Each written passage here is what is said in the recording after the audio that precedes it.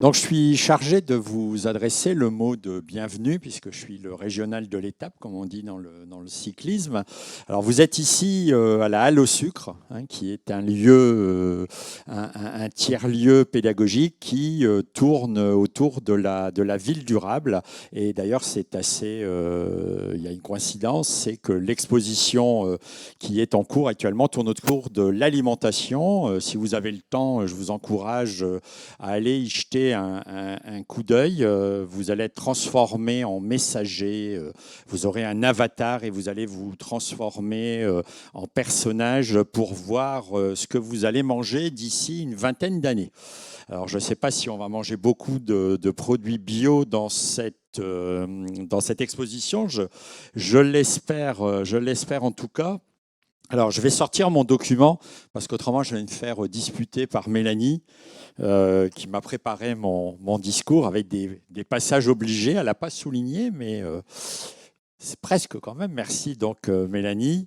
Euh, donc c'est pour moi un plaisir de vous accueillir pour cette septième, c'est bien ça, hein, septième édition de la journée restauration collective des Hauts-de-France. Nous étions venus l'année dernière à la sixième, donc à Amiens, et j'espère que ce sera aussi riche que l'année dernière, comme on avait pu le connaître à Amiens. Sur les territoires de la communauté urbaine de Dunkerque, nous avons commencé à nous intéresser à cette thématique de l'alimentation bio en 2016 lors du lancement des États généraux de l'emploi local. La restauration collective avait alors été identifiée comme un levier important pour développer le bio et les circuits courts. Hop. Mais l'alimentation est à la croisée de nombreux enjeux. Vous le savez, elle concerne la transition écologique, l'aménagement de nos villes, de nos villages, l'énergie, l'agriculture, la formation, la santé. S'intéresser à la restauration collective, c'est s'intéresser à tous ces domaines. D'ailleurs, nous allons lancer en 2022 notre projet alimentaire durable, territorial, pardon, qui sera aussi durable, qui devra interroger les habitants sur leurs habitudes de consommation et leur apporter des réponses concrètes. Nous voulons un PAT qui soit un document, et pas seulement un document, mais qui soit vraiment quelque chose de très concret et partagé avec la population. Alors ensuite, comment oublier cette crise sanitaire inédite et la fermeture des cantines scolaires ? Cette fermeture des cantines scolaires a permis de nous rappeler l'importance de cette mission de service public que sont les cantines scolaires au service de l'intérêt général. Sur la communauté urbaine, nous servons en moyenne 8000 repas jour qui sont donc servis dans ces cantines scolaires primaires uniquement, du Dunkerquois. Et comme vous le savez aussi, c'est souvent pour certains enfants le seul repas équilibré qu'ils auront de la journée. Tous ces enjeux font que nous portons avec détermination le projet d'assurer le bien manger pour tous les convives de la restauration collective de Dunkerquois, tout en soutenant les producteurs et artisans engagés pour le bio local. Alors, quand je regardais le petit film que vous nous avez passé, nous, on n'est pas encore à ce niveau-là en ce qui concerne le bio, parce qu'il nous faut d'abord développer sur notre territoire une filière bio locale que nous n'avons pas, il faut bien le dire. Donc, une véritable difficulté de convaincre, je pense que le terme est bien celui-là, de convaincre notre filière agricole de passer progressivement au bio. Alors les discussions et les rapprochements avec la Chambre d'agriculture sont bien avancés. Mais en ce qui nous concerne, le travail reste encore à mener et je pense que le chemin sera long. L'idée était, à la fin du mandat, de pouvoir permettre à chaque enfant de la communauté urbaine en cantine scolaire d'avoir un repas tous les jours, bio et local. Hélas, le fait que la filière n'était pas construite et n'était pas montée nous a obligés à rétro-pédaler un petit peu, mais la foi est encore là, n'est-ce pas Mélanie? Voilà, donc Mélanie, voilà, elle est là. Voilà, donc avant de vous de vous passer la parole. Je vous remercie de la confiance que vous avez accordée à Dunkerque, parce que on a été très contents quand vous nous avez proposé de venir à Dunkerque. On l'a pris ça comme une reconnaissance du travail qu'on était en train de mener, et le service restauration collective et le plan que l'on mène autour de l'alimentation durable, le service est a vraiment pris ça comme un encouragement, et je vous remercie de votre confiance.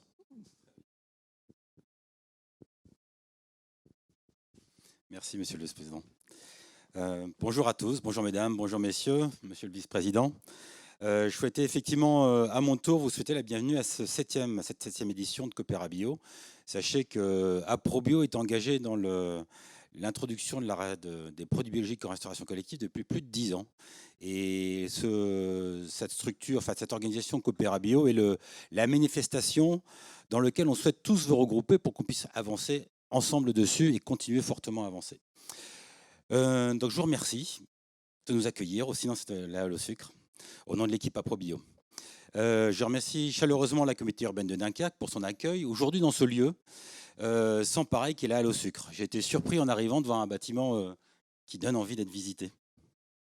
Ah, c'est normal, vous l'avez rénové. Mais je me suis dit, je vais y revenir moi personnellement. Un espace dédié à la réflexion citoyenne autour de la ville durable et de l'évolution des politiques territoriales, tout à fait inspirant pour accueillir nos échanges de ce jour. Avant de démarrer, permettez-moi de revenir quelques instants sur les raisons qui ont guidé le choix du thème de cette table ronde, qui est, je le rappelle, bio et santé, quels enjeux pour la restauration collective. La loi Egalim, encore trop souvent perçue comme une contrainte pour certains, il nous a semblé important de légitimer et renforcer, d'en parler, pour légitimer et renforcer les efforts conduits par les autres, pour ceux qui y croient depuis longtemps. Et de prendre le temps, ensemble, de nous rappeler le sens de cette loi. Pour assurer son déploiement efficace et sur le long terme dans notre région, il est en effet nécessaire de comprendre, de partager et d'être en mesure de communiquer collectivement sur les raisons pour lesquelles, au-delà des injonctions de le faire, il est souhaitable d'introduire toujours plus de produits biologiques en restauration collective. C'est ce que nous vous proposons de faire ensemble aujourd'hui, en zoomant avec des experts régionaux sur les effets attendus de cette loi Egalim en matière de santé publique. Aujourd'hui, la santé s'impose comme le deuxième critère de choix après le prix pour le consommateur français. Nos concitoyens sont très attentifs à l'impact de leur alimentation et aux recommandations en ce sens. Il est intéressant, à ce titre, de relever que le programme national Nutrition Santé, que vous connaissez, dans le même élément qu'Egalim, a introduit pour la première fois en 2018 la recommandation de privilégier des produits de consommation bio lorsqu'on en a la possibilité. Aussi, en exigeant au minimum 20% de produits certifiés bio en restauration collective au 1er janvier 2022, c'est-à-dire demain, la loi Egalim pourra-t-elle avoir un impact significatif et généralisé sur la santé de nos enfants? Nous l'espérons, nous le souhaitons et nous l'espérons. Je remercie très chaleureusement nos deux intervenants, Yann Lanskos, excusez-moi si j'écorche un peu votre nom, et le docteur Jouillot, qui sont venus nous apporter un éclairage à date de l'état de la connaissance scientifique sur ce sujet. J'espère que les échanges que nous aurons aujourd'hui entre les acteurs de la restauration collective, éduquer les palais de nos enfants et des autres convives, d'infléchir et surtout d'infléchir les effets néfastes, notamment sur la santé, de certaines habitudes alimentaires encore fortement ancrées dans les foyers. J'invite tous les acteurs à se saisir de cet outil formidable de justice sociale en mettant toujours plus de santé, plus la santé et le plaisir gustatif au cœur de leur projet. Il ne me reste plus qu'à vous souhaiter un excellent Coopéra Bio, des échanges fructueux entre nous tous, et surtout que cet événement ancré sur la coopération entre les acteurs de la restauration collective nous permette à chacun et chacune d'en apprendre plus sur les pratiques vertueuses d'ores et déjà déployées dans notre région. Je souhaite aussi que vous ressortiez inspirés et avec l'envie de faire plus pour le développement de l'alimentation bio au sein de nos structures respectives. Bonne journée à tous et bon travail. Merci beaucoup Grégoire et merci Monsieur le Vice-président pour votre mot d'accueil. Alors Grégoire en parlait, et c'est vrai que quand on pense au sujet bio et santé en restauration collective, il y a plusieurs aspects qui viennent en tête. Déjà, quel va être l'impact des produits sur la santé des convives, de vos convives, mais également aussi quelle cohérence, une fois le produit acheté, avec d'autres aspects de l'alimentation, comme les modes de cuisson, mais aussi les contenants dans lesquels sont nos aliments. Et tels vont être maintenant les sujets développés par nos deux intervenants. Donc, en premier lieu, nous aurons le docteur Judith Louillot, que je remercie encore une fois d'être parmi nous aujourd'hui, qui est donc relais bénévole pour l'association Génération Future. Et nous allons aborder avec elle notamment les résultats des études qui ont été compilées par Génération Future sur le sujet des pesticides. Et puis ensuite, Monsieur Lankos de l'ULCO, de l'Université Littorale Côte d'Opale, viendra aussi nous parler des perturbateurs endocriniens qui sont pour nous vraiment un autre enjeu de santé en restauration collective. Donc sans plus attendre, je vous laisse venir sur scène pour votre présentation. Et bien sûr, on gardera donc un temps d'échange à la fin de chaque intervention, donc n'hésitez pas à garder vos questions de côté pour la fin. Et je vais mettre le PowerPoint.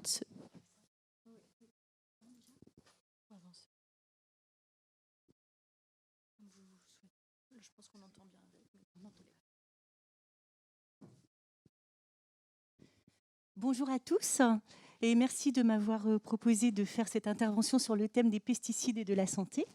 Donc, je suis médecin généraliste sur la métropole lilloise et je suis relais local pour l'association Génération Future.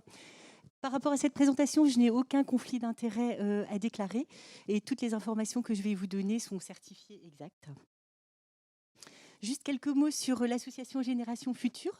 Donc, on est une association qui, depuis 25 ans, dénonçons les effets néfastes des pesticides de synthèse sur la santé.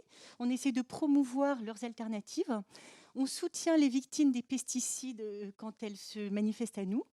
Nos autres objectifs, c'est de surveiller et de critiquer les conditions de mise sur le marché des pesticides. On essaye aussi de publier des rapports d'expertise indépendants de l'industrie notamment, et de dénoncer dès que c'est possible les insuffisances de la législation. Alors, je vais commencer cette présentation par quelques rappels sur ce que sont les pesticides de synthèse. Donc, pesticides, l'étymologie, c'est pesti, nuisible, et cide, c'est cadérer, donc tuer ce qui est nuisible pour les cultures.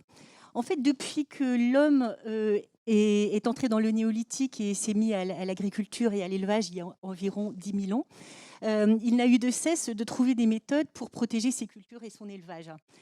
Et donc, même pendant l'Antiquité, on utilisait déjà le soufre pour protéger les cultures.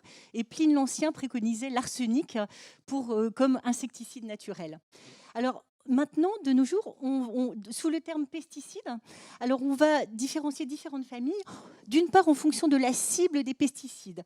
Par exemple, les pesticides qui agissent contre les champignons sont les fongicides. Ceux qui agissent contre les insectes sont les insecticides. Ceux qui agissent contre les vers sont les nématocides. Il y a aussi les rodontocides contre les rats et les rongeurs et les herbicides.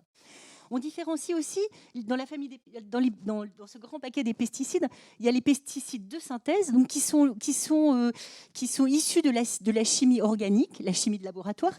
Et on peut aussi parler de pesticides naturels quand il s'agit de produits qu'on va trouver à l'état naturel dans l'environnement. On peut dire que le sulfate de cuivre est un pesticide naturel puisqu'on le trouve depuis toujours dans l'environnement. Il peut poser des problèmes quand il est épandu en trop grande quantité, mais il ne va pas avoir les inconvénients des pesticides de synthèse qui sont des molécules issues de la chimie lourde et qui vont mettre, pour certaines d'entre elles, des décennies à se dégrader. On peut aussi classer les pesticides de synthèse en fonction de leur famille chimique. Donc, par exemple, à partir de la fin de la Deuxième Guerre mondiale, les hommes ont élaboré les pesticides de la famille des organochlorés, comme le diphényldichlorotrichloroéthane, le fameux DDT. Après, à partir des années 60, il y a eu les organophosphorés. Après, il y a eu les carbamates, les atrazines, par exemple. Il y a eu le glyphosate, qui est un herbicide. Et plus récemment, depuis les années 2000, on a vu apparaître d'autres pesticides de synthèse, comme par exemple les néonicotinoïdes, qui agissent sur les récepteurs nicotinoïdes, par exemple des insectes. Et il y a aussi un grand développement des antifongiques. Vous avez peut-être entendu parler des inhibiteurs des sulfinates déshydrogénase, les SDHI. Et ben, en fait, ce sont des molécules plus récentes de la famille des fongicides. Alors, maintenant, je vais vous essayer de vous expliquer quelles sont les dernières connaissances en matière d'effets néfastes des pesticides de synthèse sur la santé. Alors, comment est-ce qu'on peut évaluer la dangerosité d'un produit, que ce soit un produit chimique, un produit de l'environnement ou un médicament ? Eh bien, en fait, on essaye généralement de faire des études. Donc, ça peut être des études de toxicologie. Par exemple, on va prendre des rats, on va les exposer à un produit, à un médicament ou à un produit chimique ou à un pesticide, et on va regarder ce qui se passe. Et si le rat survit, on en conclut que ce n'est pas très dangereux. Et si le rat, à partir d'une certaine dose, meurt, on en conclut que c'est plus dangereux. Donc ça, c'est des études de toxicologie fondamentale. Et c'est là-dessus que se basent généralement les autorisations de mise sur le marché des produits phytosanitaires de synthèse. Après, on peut faire aussi des études épidémiologiques analytiques. Donc l'épidémiologie, on va comparer deux groupes de population. On va prendre par exemple 10 000 personnes qui travaillent dans un milieu agricole, qui manipulent des produits phytosanitaires de synthèse, et on va les comparer à 10 000 autres personnes qui ne travaillent pas en contact avec des produits phytosanitaires.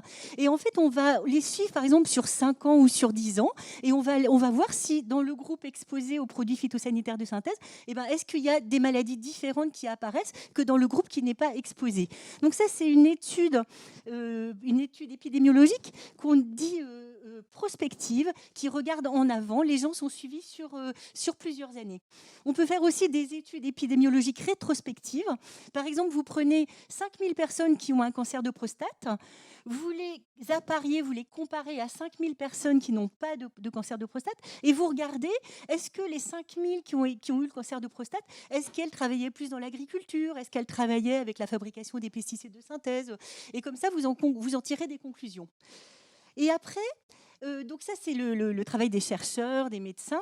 Et après, à partir de tout ça, vous pouvez faire des méta-analyses. Alors, une méta-analyse, c'est un groupe de chercheurs qui vont répertorier toutes les études qui ont été faites sur un sujet donné et qui vont regarder si ces études sont convergentes. Est-ce qu'elles ont le même résultat ou pas?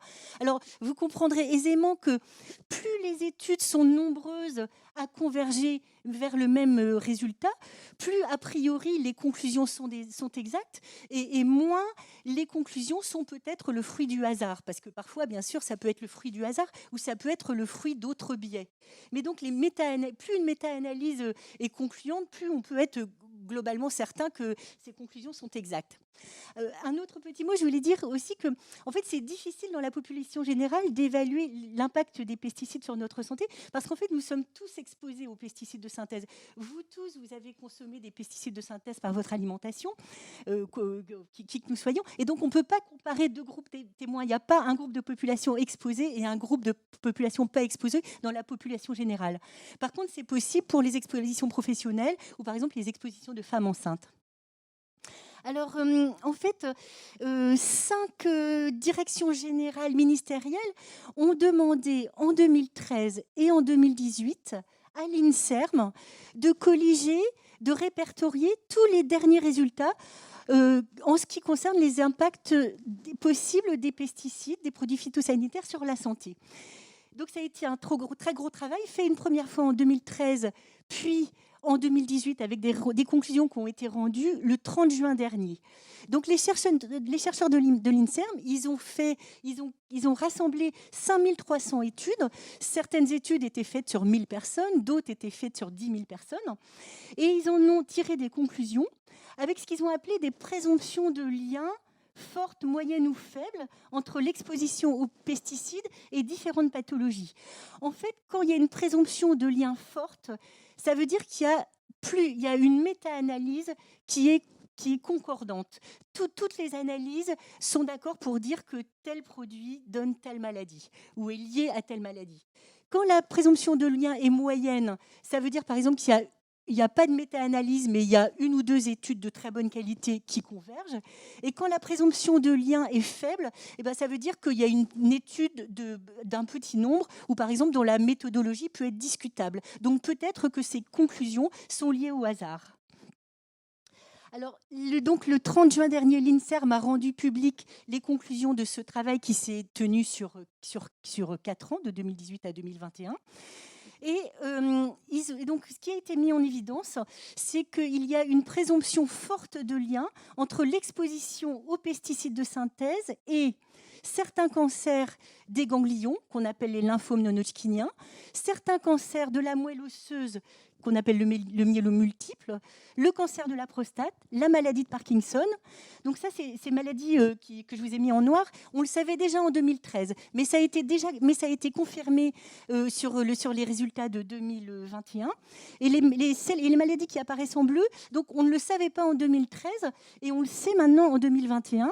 Donc les troubles cognitifs, donc ça veut dire les démences, et les maladies pulmonaires comme la BPCO ou les bronchites chroniques. Donc pour toutes ces maladies dont je vous ai citées, il y a vraiment une présomption de lien forte entre l'exposition professionnelle aux pesticides et ces maladies.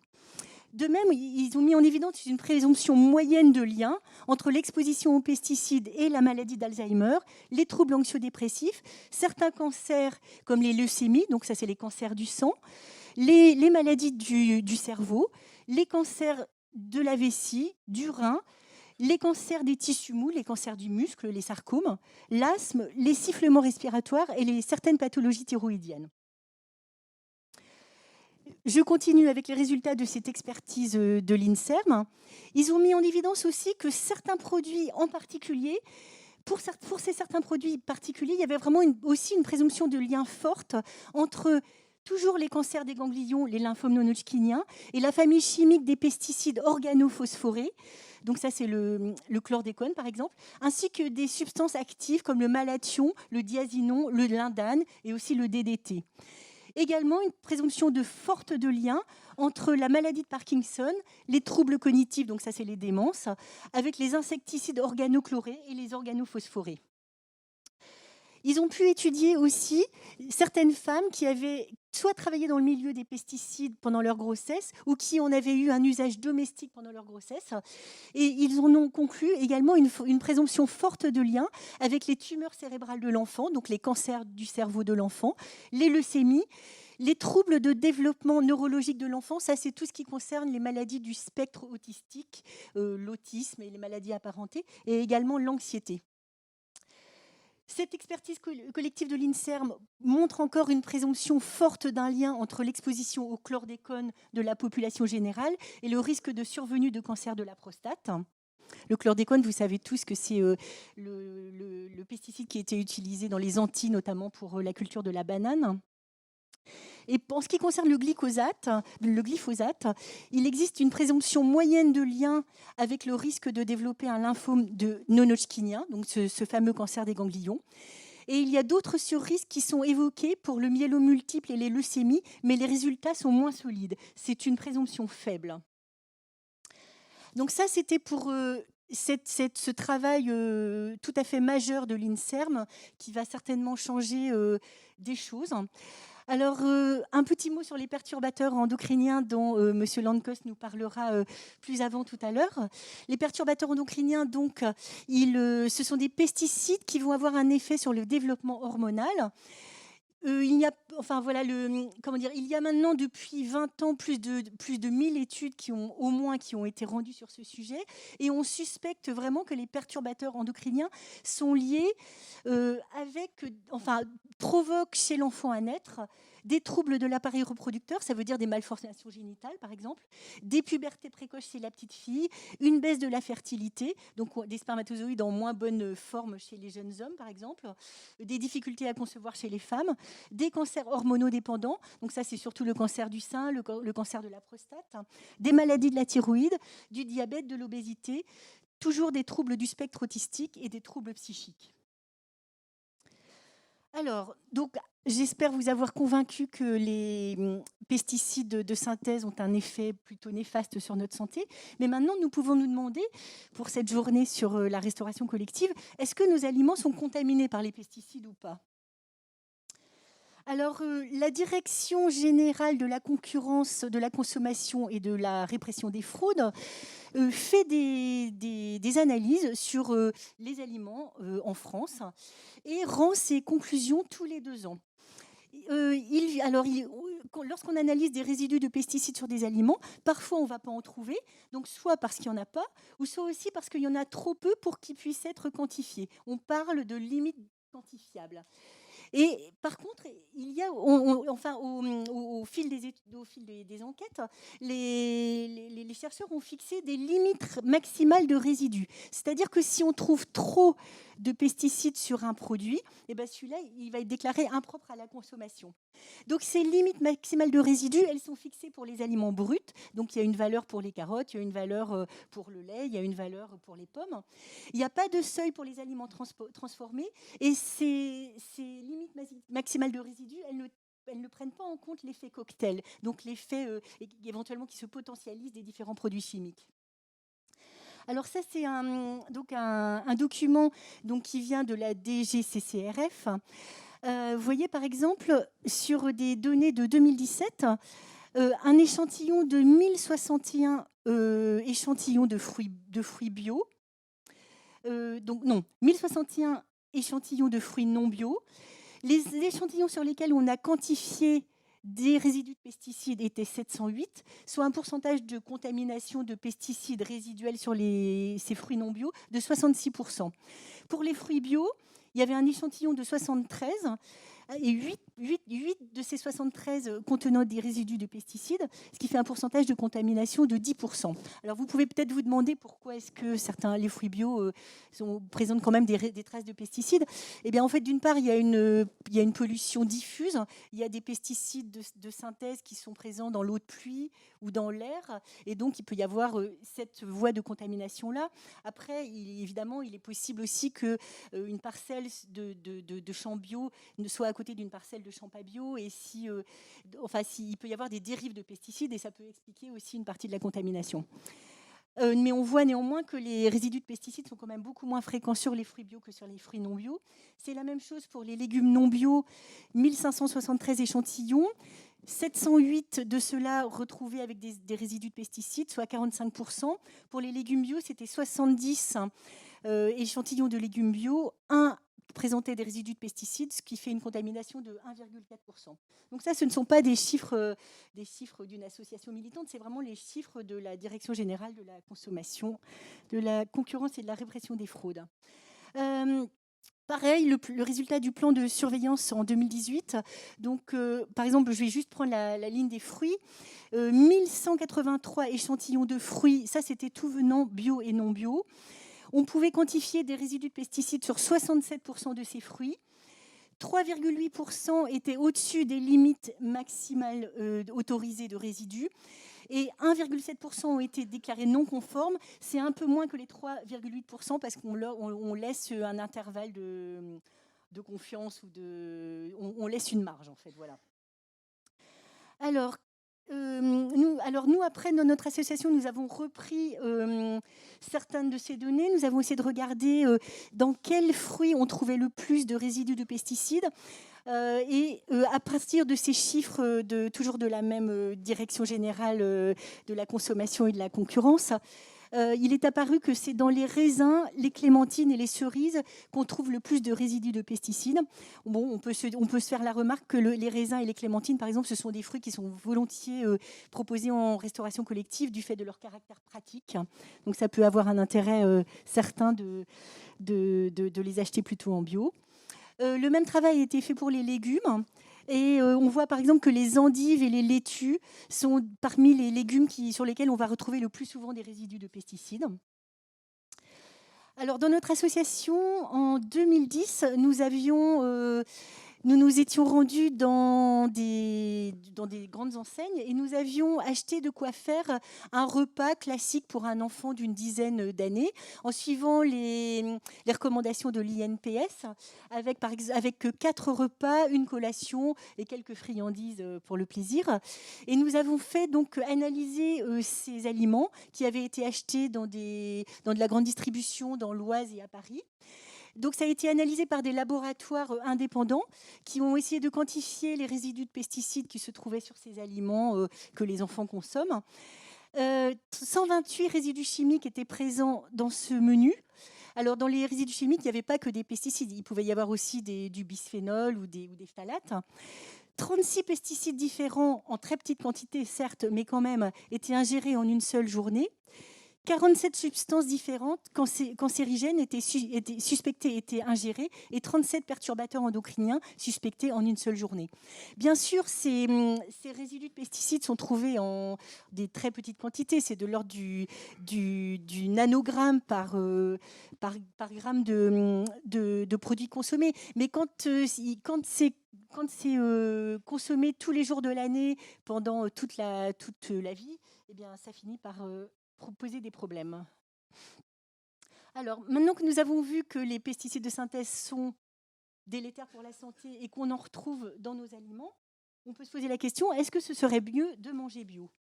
Alors, d'abord, une première chose, vous le savez déjà maintenant, nous sommes tous contaminés par des résidus de pesticides de synthèse. En 2014, notre association Génération Future avait fait analyser des cheveux d'une quarantaine d'enfants dans un laboratoire indépendant en leur demandant de rechercher des résidus de pesticides et notamment des résidus de pesticides perturbateurs endocriniens. Chez ces 40 enfants, tous les enfants présentaient des perturbateurs endocriniens dans leurs cheveux. Et il y avait en moyenne, il y avait 21 molécules différentes par enfant et 639 picogrammes par milligramme de cheveux en moyenne. Ce qui est vrai chez les enfants est également vrai chez les adultes. En 2018, une quinzaine de journalistes de Charlie Hebdo, c'était au moment de la campagne des coquelicots, s'étaient fait analyser les cheveux, toujours par un laboratoire indépendant, qui avait cherché 140 pesticides et métabolites dans leurs cheveux. 80 substances ont été retrouvées au moins une fois, et chez un seul individu, on trouvait plusieurs dizaines de substances différentes. Tous étaient contaminés. Alors, est-ce que manger bio pourrait nous protéger? Alors ça, c'est un travail qui avait été fait par des Allemands en 2005. En fait, ils ont quantifié les résidus de pesticides dans les urines des enfants en les soumettant d'abord à un régime de type conventionnel. Donc ça, c'est les premières barres que vous avez en vert. Après, ils les ont soumis à un régime végétarien. Et vous voyez, ils ont vu que la quantité de résidus de pesticides dans les urines diminuait vraiment de façon importante. Et après, ils ont repris une alimentation de type conventionnel et ils ont vu à nouveau réapparaître dans les urines des enfants des résidus de pesticides. Donc, il semble que ce soit protecteur. Et maintenant, quelques mots sur l'accord prospective Nutrinet Santé. Donc ça, c'est une étude épidémiologique prospective, comme je vous expliquais tout à l'heure. Donc c'est plus de 100 000 personnes qui répondent régulièrement à des questionnaires sur leur mode alimentaire, leur mode de vie, et également les maladies dont elles sont victimes au fil des années. Cette cohorte Nutrinet Santé a montré, donc il y a eu une publication en 2020 qui a porté sur un travail qui avait été fait entre 2017 et 2020, et ils ont vu que chez les consommateurs, les gros consommateurs de bio, il y avait une réduction des risques d'être en surpoids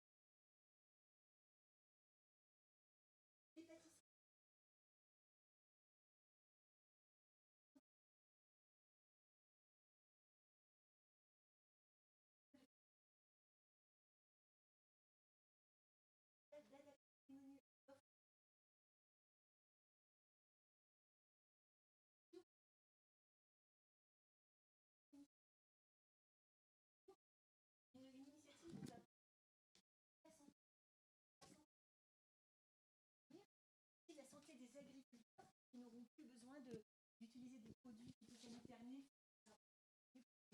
pour l'alimentation que leurs citoyens ont besoin. Je vous remercie de votre Je pense qu'on peut applaudir. Eh bien, merci beaucoup. Je pense que vous pouvez rester sur scène si on a des questions, peut-être. Il vaut mieux que vous soyez là. Peut-être qu'on peut aller s'asseoir peut-être de ce côté. Merci beaucoup pour toutes ces informations. Je pense qu'on a vraiment tous et toutes appris pas mal de choses aujourd'hui. Et merci aussi de nous montrer comment la restauration collective peut vraiment être aussi un vecteur de changement pour protéger le plus possible des pesticides, donc en passant dans la mesure du possible en bio, mais donc de protéger la santé des convives. Est-ce qu'il y a des questions dans la salle sur l'intervention en elle-même ou sur certains faits ou sur certains chiffres, sur des méthodologies peut-être? Pas de questions. Il faut toujours un premier. Des remarques. Hein. Oui, j'arrive avec on le va faire micro. passer un micro dans la salle.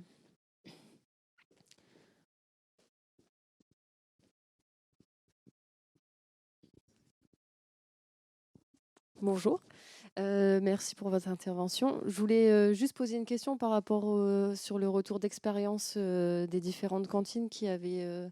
Enfin, du coup, il y avait une cantine qui était passée au bio sans surcoût. Enfin, je ne sais pas si vous en savez plus. Oui. Oui, alors par exemple, c'est aussi le Montsartou, c'est aussi leur cas. Il y a même des cantines qui ont réussi à réduire les coûts à réduire les coûts. Il y a toujours un gros travail qui est fait par rapport au gaspillage, toujours, avec une réduction des grammages, avec des portions qui sont mieux adaptées. Par exemple, pour les entrées, il y a des petites entrées ou des grosses entrées. Et quand c'est servi à l'assiette ou que c'est servi aux enfants, on va leur demander s'ils ont une petite, une moyenne ou une grosse faim, pour qu'il y ait vraiment de moins en moins de déchets qui partent à la poubelle. Et les enfants eux-mêmes ou les consommateurs, enfin les usagers eux-mêmes vont être vraiment sensibilisés. Ça, c'est vraiment un premier point qui me semble très important. Vous voulez compléter peut-être ? Oui, moi je peux compléter effectivement parce qu'Aprobio c'est aussi notre cœur de métier. On est toujours dans l'approche globale en fait. Si on regarde le prix au kilo, certainement que, si le prix au kilo du produit bio identique au produit conventionnel, non, ça sera forcément plus cher le bio. Par contre, quand on est dans l'approche globale, on a parlé de ne pas éplucher certains légumes, on gagne un certain coût matière. À l'échelle de 10 000 repas jour sur une cuisine, c'est énorme. À l'échelle de la maison, du foyer, ça paraît pas significatif, mais à l'échelle d'une cuisine centrale, ça l'est. Effectivement, les démarches sur le gaspillage alimentaire, toutes les actions que l'on développe sur les protéines végétales, qui coûtent beaucoup moins cher que les protéines animales. Cela ne veut pas dire qu'il ne faut pas mettre de protéines animales, mais quand on introduit la protéine animale, on l'introduit en bio local, en qualité. Et du coup, ça permet d'avoir une satisfaction du convive et donc moins de gaspillage. C'est un peu toute cette démarche globale. Et c'est pour ça qu'à ProBio, on accompagne tous les acteurs de la restauration collective, de celui qui fait les achats, de celui qui cuisine, de l'encadrant qui va être en contact avec l'enfant lui-même. Voilà, c'est toute cette démarche globale qui permet d'atteindre des beaux pourcentages de bio sans surcoût. Et ça a été prouvé, c'est même en région, on arrive à le prouver. Merci pour ces précisions, Marie. Est-ce qu'il y a d'autres questions peut-être pour le docteur Louillot? Oui, je vois une dame au milieu.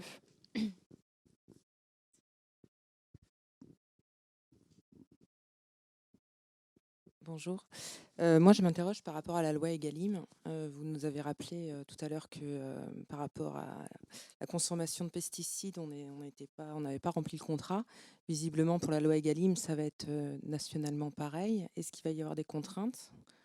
Est-ce que vous en savez plus de ce côté-là ou pas?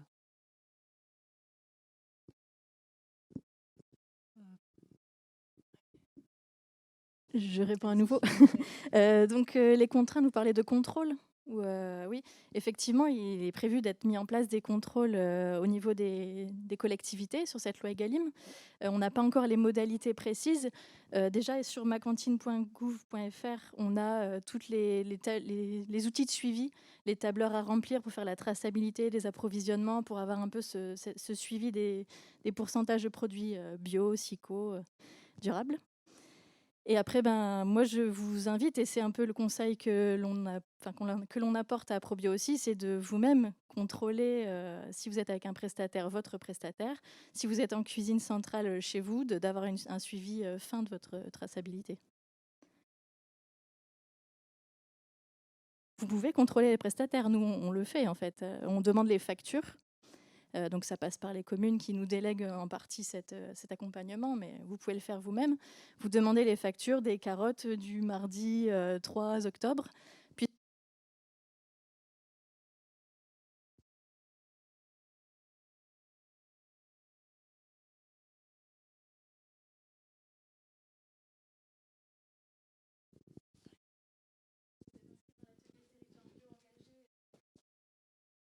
on va aborder cette question-là aussi, de quelles sont les preuves, les justificatifs que l'on peut rechercher pour avoir ce calcul du pourcentage.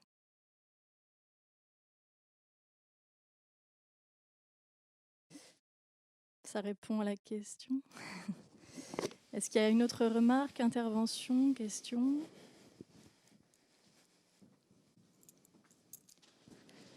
S'il n'y a pas d'autres questions pour le moment, je vais inviter Yann Landkos à nous rejoindre sur scène pour la suite. Vous pouvez rester aussi, comme ça on peut avoir une discussion ensemble, où vous souhaitez. Et puis on pourra poser des questions du coup communes aux deux intervenants plutôt à la fin du débat et de la discussion. Donc Yann Landkos, je vais vous présenter quand même brièvement pour ceux qui ne vous connaissent pas. Vous êtes chercheur à l'ULCO, donc l'Université Littorale Côte d'Opale, et vous êtes spécialisé notamment sur les perturbateurs endocriniens que vous étudiez depuis une dizaine d'années. Donc le docteur Louillot de Génération Future a abordé brièvement la notion des perturbateurs endocriniens sur une des slides. On sait que l'un des enjeux majeurs de l'agriculture biologique, donc au-delà des aspects environnementaux, aussi de bien-être animal, ça va être de réduire notre exposition à certains éléments indésirables, comme les perturbateurs endocriniens. Avant d'aller un petit peu plus loin, est-ce que vous pouvez nous expliquer brièvement ce que sont les perturbateurs endocriniens, leur fonctionnement et aussi peut-être le lien avec leur présence dans l'alimentation ? Bonjour à tous, merci de m'avoir invité. Donc juste pour compléter, je suis toxicologue à l'université, donc moi, j'étudie plus spécifiquement le lien entre les molécules chimiques qu'on va retrouver dans l'environnement et la santé, avec un volet sur la qualité de l'air et un volet sur la partie perturbation endocrinienne. Alors rapidement, ce que c'est un perturbateur endocrinien, c'est une molécule qui perturbe le système endocrinien, mais quand on a dit ça, on n'a pas répondu à la question. Le système endocrinien, c'est quelque chose que chacun a en soi et qui est gouverné par les hormones. Donc un certain nombre d'hormones, les plus connues, les œstrogènes, la testostérone, donc les hormones qui servent au déterminisme sexuel, mais aussi les hormones thyroïdiennes, certaines hormones qui vont être en lien avec la prise de poids ou la perte de poids. Donc, et ces molécules perturbateurs endocriniens, c'est des molécules, alors il y en a certaines qui sont naturelles, d'autres qui sont synthétiques, et ces molécules vont avoir comme propriété d'interagir avec notre système endocrinien. Soit en le boostant un peu, donc comme ces molécules ressemblent fortement aux molécules naturelles, l'organisme ne saura pas faire la différence entre la molécule chimique et la molécule naturelle et va suractiver en permanence le système endocrinien, soit dans certains cas en bloquant carrément le récepteur. C'est-à-dire que la molécule va se mettre à la place de l'hormone naturelle et on va perdre une fonction essentielle à la croissance de l'organisme. Alors, le lien avec l'alimentation, oui. Le lien avec l'alimentation, donc on en a parlé un petit peu. Dans l'alimentation, il y a un certain nombre d'étapes. Si on va du champ à l'assiette, on va avoir la partie sur l'aliment lui-même, d'abord. Et donc, dans l'aliment lui-même, on va retrouver notamment les résidus de pesticides. Certains résidus de pesticides sont connus pour être perturbateurs endocriniens. Et donc, si on mange les aliments contaminés, on peut avoir un effet. Il va y avoir ensuite la conservation des aliments, donc tout ce qui va être contenant en plastique, notamment sur l'aliment non transformé. On va avoir les processus de transformation, et alors certains ustensiles de cuisine contiennent des perturbateurs endocriniens qui vont pouvoir être relargués pendant l'utilisation et pendant la cuisson. Et puis après, il y a encore le stockage terminal. Une fois qu'on a le produit transformé, ce produit peut être aussi recontaminé par souvent les mêmes contaminants que ceux qu'on trouve au départ sur les aliments bruts. Donc il y a deux aspects, il y a l'aliment, il y a le contenant. Déjà, on aimerait votre point de vue. Est-ce que l'alimentation bio permet de réduire notre exposition à ces perturbateurs endocriniens ? Pour l'alimentation bio, il y a des chiffres qui parlent d'eux-mêmes. Alors, il y a eu des chiffres qui ont été présentés. Il y a 2 chiffres à retenir. Si vous mangez du bio, généralement, vous avez 8 chances sur 10 de ne pas être exposé à une molécule perturbateur endocrinien. Si vous mangez de l'alimentation conventionnelle, vous n'avez plus qu'une chance sur 2. Donc les chiffres parlent d'eux-mêmes. Le fait directement d'avoir des aliments qui ne contiennent pas de molécules va faire que vous vous exposez peu aux perturbateurs endocriniens. Sur le principe, l'agriculture bio permet de mettre moins de choses. Donc moins on va mettre de choses, moins on va risquer de se contaminer par des molécules. Donc il y a vraiment dès la base, en fait, on peut agir dès la base. J'en profite pour faire une petite parenthèse, vu qu'on parle de perturbateurs endocriniens. Il se trouve que Aprobio a développé un escape game sur les perturbateurs endocriniens qui permet du coup de découvrir cette thématique de façon ludique. Il est proposé lors de cette édition de Coopéra Bio. Je pense qu'il y a peut-être des inscrits. Levez la main, ceux qui sont inscrits. Super, bon, vous êtes nombreux. Donc ce sera avec notre collègue Mathilde Zielinski. Ce sera donc après la plénière et ça vous permettra de comprendre un peu mieux ces enjeux, de voir les organes qui sont touchés par les perturbateurs endocriniens et de voir un petit peu aussi comment prévenir notre exposition aux perturbateurs endocriniens. J'enchaîne peut-être sur une autre question. Est-ce que vous constatez dans votre travail de recherche que c'est un sujet dont les collectivités territoriales s'emparent ? Et si oui, depuis combien de temps et de quelle façon ? Alors, la question des perturbateurs endocriniens au sens large occupe la communauté scientifique depuis un certain nombre d'années. Forcément, dans cette partie de préoccupation, la préoccupation de l'alimentation, qui est quelque chose qui se retrouve. Il y a de plus en plus d'études qui sont faites sur justement la caractérisation des teneurs en résidus de pesticides dans l'alimentation. C'est quelque chose qui est vraiment très développé. Les collectivités, oui, s'en emparent aussi parce qu'elles sont sensibles à ce genre de questionnement. Elles écoutent aussi la communauté scientifique. Donc, sur le volet de l'alimentation elle-même, le fait d'essayer de passer en part bio, oui, c'est quelque chose, des problématiques qui sont réelles. Et c'est vrai que Jean-François Montagne le rappelait, la difficulté, c'est l'approvisionnement aussi, de pouvoir être sûr de s'approvisionner en une quantité suffisante de produits. Sur le volet des contenants, par exemple, c'est quelque chose qui aussi... Alors, il y a la loi Egalim qui va arriver, 2025, sur le retrait des contenants plastiques qui contiennent, c'est essentiellement les plastiques, qui contiennent des molécules perturbateurs endocriniens. Il y a des communes, alors pour le cas de Dunkerque, par exemple, à Dunkerque, il n'y a déjà plus de contenants en plastique pour réchauffer les aliments. Donc, c'est des choses où les pouvoirs publics s'emparent de ce projet. Et je pense que... j'ai fait un petit tour rapide avant de venir, un tour d'horizon un petit peu des communes en France qui avaient déjà anticipé sur cette loi Egalim, et il y a de plus en plus de communes qui s'y mettent et qui anticipent avant 2025 à retirer les contenants en plastique parce qu'on a des alternatives. Et donc les quelques communes qui ont mis en place des alternatives, elles vont pouvoir aussi donner leur point de vue, leur avis et faire que ça va se diffuser très rapidement sur le territoire. Donc un petit rappel sur cette loi Egalim. Donc effectivement, les matériaux plastiques à usage unique ont déjà disparu en restauration collective. Donc tout ce qui était assiette, couverts, gobelets, voilà. Ça c'est déjà l'histoire ancienne. Au plus tard, le 1er janvier 2025, donc l'utilisation des contenants alimentaires de cuisson, de réchauffe ou de service en matière plastique sera interdite. Pour les établissements scolaires, universitaires, les établissements d'accueil des enfants de moins de 6 ans. Et donc, vous parliez d'alternatives. Est-ce que vous connaissez vous-même des alternatives ? Et avant de vous donner la parole, nous, on travaille sur des formations de cuisine à Aprobio.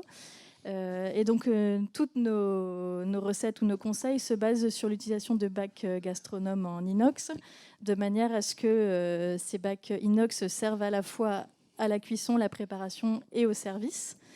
Avec des cuissons en four vapeur, c'est un peu technique pour tous ceux qui ne s'y connaissent pas, mais avec des cuissons qui permettent à la fois d'optimiser la cuisson des produits, parce que beaucoup de scientifiques disent aussi que cuire des légumes dans l'eau et jeter l'eau, ça revient à jeter une bonne partie des choses intéressantes du légume.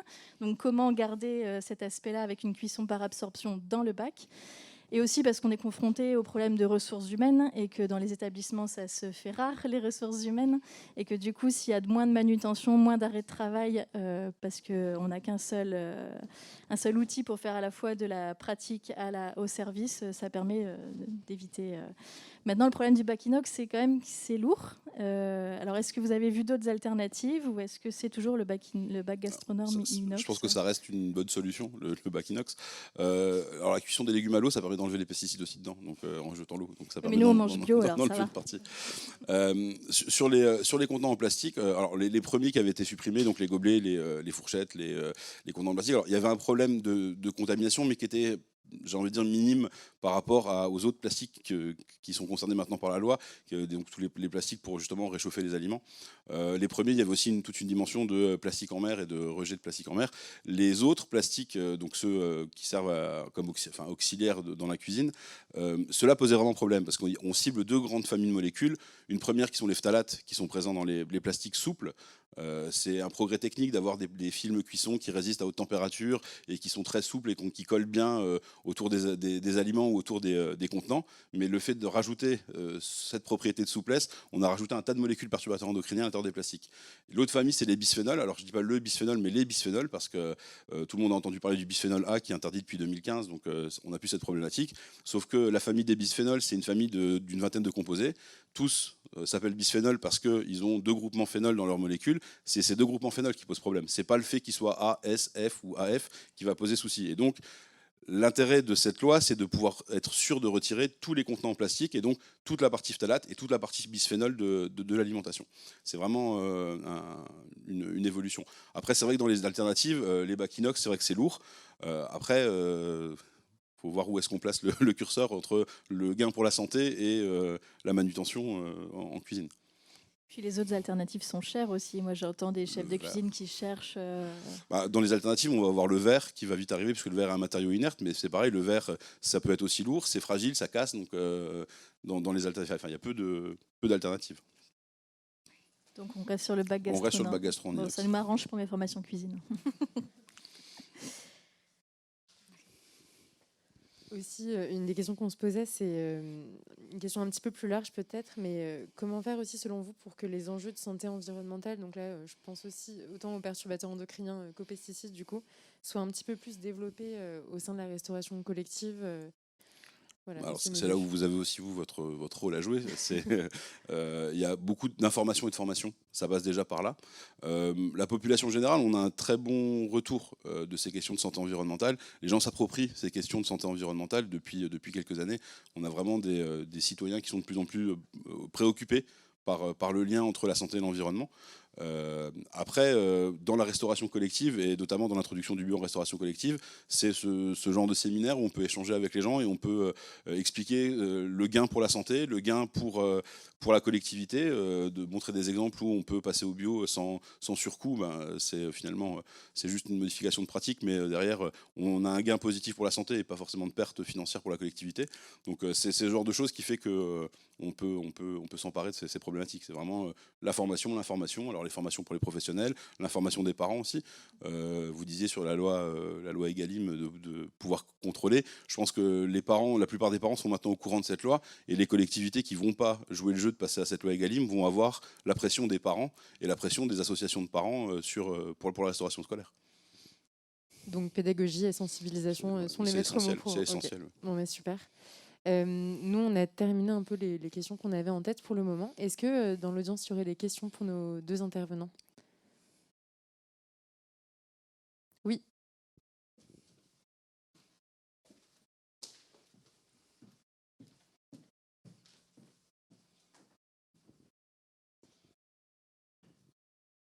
Bonjour, j'aimerais, lorsqu'on vous entend, Madame la médecin, on est convaincu par le bio pour nos enfants et c'est vrai qu'il y a toujours ce clivage bio-conventionnel et comment faire en sorte que chacun puisse manger sans risquer, accroître le risque de développer un lymphome. Est-ce que vous intervenez, vous, Génération Future, auprès des collectivités, des mairies, pour expliquer un petit peu l'intérêt qu'ils ont de cuisiner avec des produits bio ? Oui, on intervient dès qu'on peut, dès qu'on a une opportunité de discuter avec les élus ou avec les responsables de la restauration collective. Pour répondre à votre question, je pense qu'il faut... moi, je suis persuadée que si on change un peu sa façon de cuisiner, alors d'un point de vue personnel et sinon en restauration collective, si en changeant la manière de cuisiner, en changeant les habitudes, c'est possible de maintenir les coûts. Et c'est vraiment, il faut dire que c'est possible et qu'il faut le dire, le répéter, montrer des expériences où ça s'est fait. Je crois que la part de l'alimentation dans une restauration collective, c'est 25% du coût total du repas. Le reste, c'est les bâtiments, le personnel, les frais de cuisine, etc. Je pense, enfin, détrompez-moi si c'est pas ça, mais j'ai cette notion-là que la part des denrées alimentaires dans un repas, c'est globalement 25% du coût. Donc voilà, c'est pas du tout le repas. Et alors c'est sûr qu'en bio, la viande est chère, et pour cause, parce que les animaux sont bien traités, mais en réduisant la viande, en introduisant vraiment les légumineuses, ça c'est vraiment un point essentiel. Certainement, on peut s'en sortir. Oui, d'ailleurs, il y a vraiment des expériences qui le font. Il y a un film qui s'appelle, je ne sais pas si vous l'avez déjà vu, c'est Zéro Phyto 100% bio, qui est sorti, je pense, en 2018 et qui détaillait plein d'expériences de collectivités qui ont réussi leur virage en bio en maîtrisant les coûts, et ça peut donner pas mal d'idées.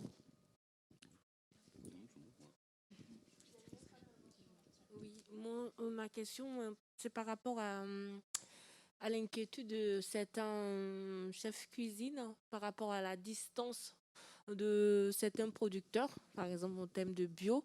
Quelles sont les solutions proposées pour pouvoir aider, pour qu'ils puissent pouvoir atteindre progressivement la loi Egalim, parce que en fait, certains sont plus proches du bio, mais la loi Egalim, il y a plusieurs types d'indicateurs. Donc, comment faire pour les accompagner progressivement pour qu'ils puissent atteindre les différents indicateurs de la loi Egalim? Alors nous, à ProBio, on met en relation les acheteurs et les fournisseurs. Il y a notamment un salon jeudi sur Béthune pour mettre en relation les acteurs. Après, je vais passer la parole à Loison-sous-Lens, juste à côté, qui est un exemple de commune qui a fait ce travail aussi de rencontrer les fournisseurs et de rédiger un marché qui va permettre à ces fournisseurs bio régionaux. C'est vrai que nous, à ProBio, c'est le bio régional qui nous intéresse, bien évidemment. Et nous avons aussi dans la salle plusieurs fournisseurs, les coopératives Nora Bio, l'entreprise Fort et Vert. Voilà, vous avez dans la salle déjà des fournisseurs qui, s'ils veulent prendre la parole pour présenter leur offre et leur accompagnement des producteurs. Je passe la parole à Monsieur Raveau d'abord. Merci Serge Raveau. Oui, effectivement, ici à Loison, on est passé, on arrive à 40% de produits bio dans la restauration scolaire. On est à peu près donc je passe au couvert de ma collègue qui est responsable de la cantine. On est passé à peu près on est à 260 repas jour et on arrive à 45-48% de produits bio. Alors le fait d'avoir retravaillé, on est en gestion directe, donc du coup on a travaillé simplement le marché d'achat de denrées alimentaires. Et c'est vrai que la difficulté a été au départ de pouvoir s'approvisionner de façon locale. Et quand on a retravaillé accompagné de la ProBio et de la Chambre d'agriculture, on a davantage travaillé le sourcing pour faire en sorte à la fois de travailler bien le besoin, mais aussi de regarder ce qui existe en offre et de pouvoir réunir les deux logiques. Là où l'effort est demandé au niveau des cantines, et les responsables de cantines peuvent en témoigner, c'est que c'est une autre façon de faire les menus. On fait les menus aussi en fonction de la saisonnalité, puis aussi en fonction de ce qui existe dans les semaines qui vont arriver. Alors c'est quand même assez sportif, parce que parfois, il n'y a plus assez de poireaux, parce que voilà, et donc c'est remplacé par un autre légume. Mais ça veut dire qu'il faut aussi accepter de changer ces modes de faire pour s'adapter aussi aux réalités du producteur, et inversement au producteur aussi de s'adapter au volume, s'adapter aussi aux quantités.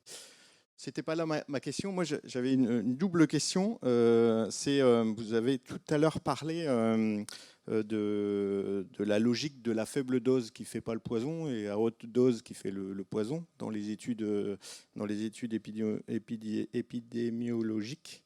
Et est-ce que du coup dans les perturbateurs endocriniens, l'effet cocktail, c'est-à-dire une multitude de molécules, est-ce que ça a un effet?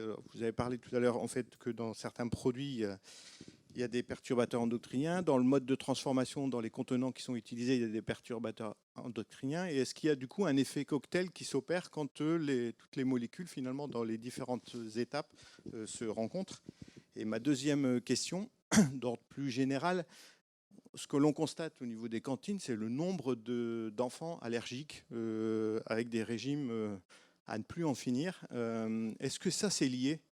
Est-ce que c'est lié à ces perturbateurs endocriniens qui créent ces allergies-là? Deux questions. Alors, pour la première question sur l'effet cocktail, alors déjà, la dose fait le poison, c'était vrai avant les perturbateurs endocriniens. Et la connaissance des perturbateurs endocriniens, ça a revu tous les principes fondamentaux de la toxicologie. Pendant longtemps, on enseignait aux étudiants de toxicologie que la dose fait le poison, plus on augmente la dose, plus on augmente la force du poison. Pour les perturbateurs endocriniens, on se rend compte que même de très faibles doses ont plus d'effets que des doses fortes. Donc on est revenu sur le principe même de la toxicologie. L'effet cocktail, c'est quelque chose qui a toujours été très dur à appréhender en toxicologie. On sait qu'il peut y avoir un effet cumulatif. Donc c'est-à-dire qu'on augmente la dose, on a un produit plus un autre produit, ça fait un effet double.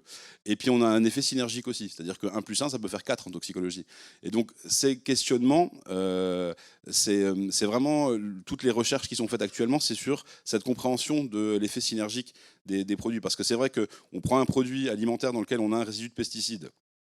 On va le mettre dans un contenant en plastique qui contient des phtalates sur lequel on va avoir un transfert. On va le cuire avec une poêle Tefal qui contient des perfluorés qui sont connus pour être des molécules perturbateurs endocriniens. Alors la température va peut-être détruire une partie des pesticides, mais on va rajouter autre chose. Et à la fin, qu'est-ce qu'on retrouve dans l'aliment final qui est consommé ? Et cette question-là, c'est vrai qu'il n'y a pas encore de doses qui sont faites sur les aliments transformés. On a des doses de résidus sur les aliments bruts, mais sur l'aliment transformé, non. Et donc, comment est-ce qu'on appréhende cette question de doses cumulatives? Et puis, là, on est sur une thématique sur l'alimentation, mais sur l'alimentation, on rajoute aussi la dose qu'on reçoit avec les cosmétiques, qu'on reçoit avec l'air qu'on respire. Et donc, toute cette dose cumulée de perturbateurs endocriniens fait qu'à la fin, comment est-ce qu'on arrive à appréhender toutes ces molécules? Votre deuxième question sur les allergies. Alors, les allergies, les perturbateurs endocriniens, oui, ça peut être une molécule. Il y a d'autres molécules autres pour l'allergie, notamment tout ce qui va être qualité de l'air et pollen, qui vont plus être impliqués. Après, certaines molécules perturbateurs endocriniens, on a montré que ça pouvait suractiver le système immunitaire. Cette suractivation du système immunitaire, ça peut être aussi un effet lié à ça.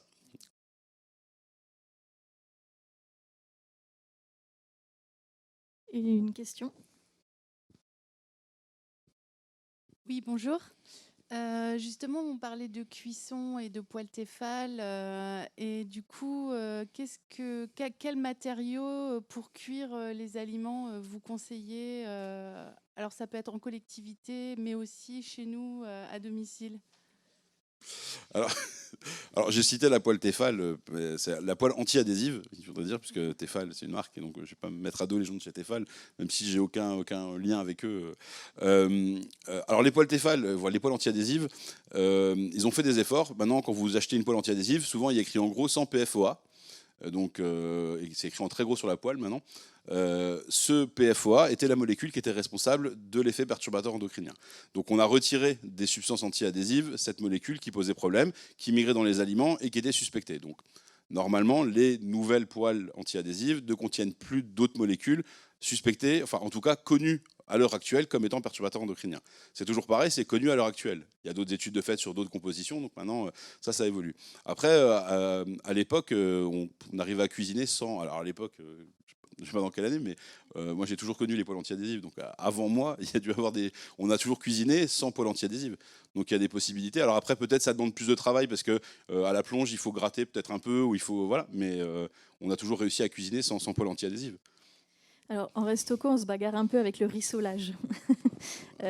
Culturellement, les chefs de cuisine rissolent avec des matières grasses en plus.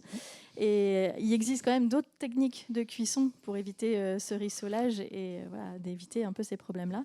Et le matériel, ça reste le bac gastro en inox. Hein. C'est vraiment la référence en restauration collective. Et donc là-dessus, c'est inerte. Il n'y a pas de souci. Bon, écoutez, moi, en tout cas, d'un point de vue personnel, moi, je recommande vraiment l'inox de bonne qualité, un inox épais, qui va avec ou sans rissolage, qui va quand même limiter l'adhésion. Après, il y a aussi le verre et il y a aussi les plats en terre pour les cuissons au four, principalement. Mais une poêle ou un casserole en inox de bonne qualité, sincèrement, ça dure une vie. Ça coûte un peu plus cher à l'achat, mais ça dure une vie.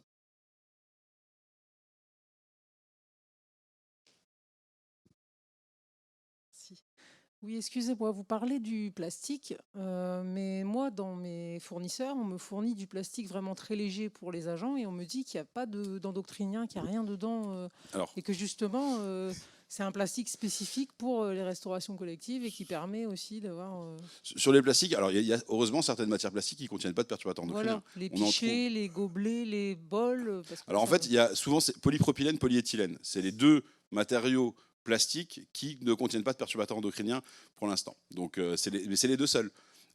Donc c'est-à-dire que tout ce qui est film alimentaire, ça contient des perturbateurs endocriniens. Tout ce qui est emballage, barquette, ça contient des perturbateurs endocriniens. Le polystyrène, on en retrouve. Le polycarbonate, donc les pichets qui sont transparents, très transparents, ils contiennent du bisphénol. Donc voilà, il faut vraiment limiter à ces deux matériaux, polypropylène et polyéthylène, qui eux sont dépourvus. Donc on peut, mais il faut vraiment avoir la certitude que le matériau est uniquement fabriqué avec ces matériaux-là. Les peintures, par exemple, qu'on peut rajouter pour faire un beau dessin ou pour noter des graduations, la peinture, et on peut contenir des perturbateurs endocriniens aussi. Donc il faut vraiment juste le polyéthylène ou le polypropylène. Par contre, vous parlez du cello frais. Là, voilà, Oui. Normalement, il y en a des spécifiques cuisson qui coûtent plus cher. Oui, mais qui ont tout autant de molécules dedans. Normalement, ouais, voilà. Et par exemple, l'alu a été interdit. Donc là, vraiment, il y a des choses... parce que ça perturbe aussi l'alu. Alors l'aluminium, le métal aluminium, c'est un peu compliqué. Enfin, de l'aluminium, nous ici, on vit en bord de mer. De l'aluminium, on en respire tous les jours parce qu'on en a dans le sable, par exemple. Donc l'aluminium, ça dépend de la forme chimique sous laquelle il est et comment est-ce qu'il rentre dans l'organisme. Donc le matériau aluminium en lui-même, c'est un peu compliqué. Il y a des études qui sont faites. Mais sur les bacs gastro, il me semble qu'on peut trouver des couvercles en inox qui vont dessus. Donc ça permet d'avoir un couvercle qui ferme et qui est ni en plastique ni en aluminium. Merci. On peut prendre une dernière intervention. Je pense que l'heure après, sinon... Oui, j'arrive.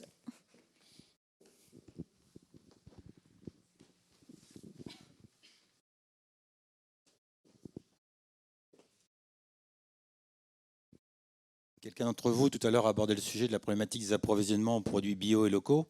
Sachez que d'une manière générale, vous pouvez avoir deux schémas. Soit autour de votre cantine ou votre restaurant, vous avez un producteur qui peut vous approvisionner. Donc, je vous invite à faire appel directement à lui. C'est ce qu'il y a quand même ce qu'il y a de plus simple.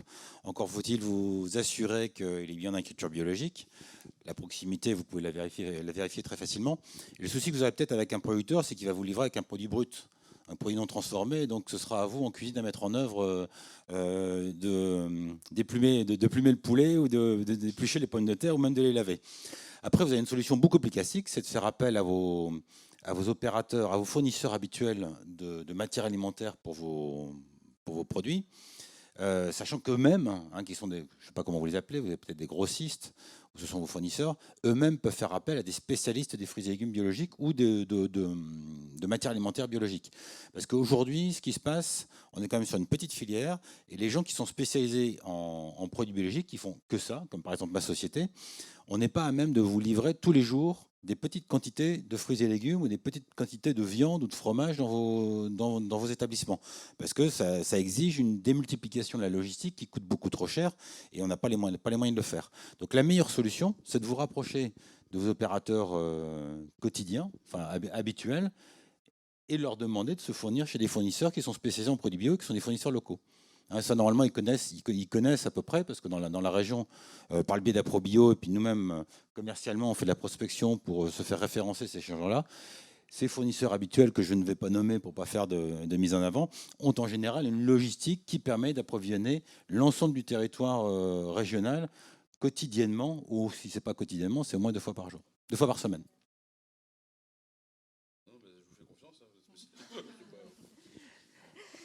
Merci beaucoup à vous pour votre participation à cette 7e édition de Coopéra Bio, donc sur un thème qu'on n'avait pas abordé avant, sur bio et santé, quels enjeux pour la restauration collective.